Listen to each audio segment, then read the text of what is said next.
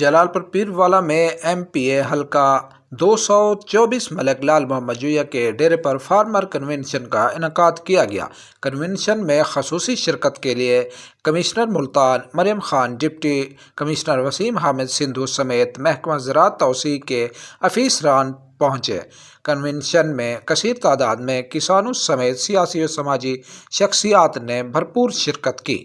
کسانوں سے خطاب کرتے ہوئے کمشنر ملتان مریم خان کا کہنا تھا کہ ہر سال ہمارا ضلع گندم کی پیداوار میں ٹاپ کرتا ہے، امید ہے اس سال بھی ہم اول رہیں گے۔ انہوں نے وزیر اعلیٰ پنجاب کے کسانوں کے لیے تاریخی پیکیج بارے بھی آگاہی دی۔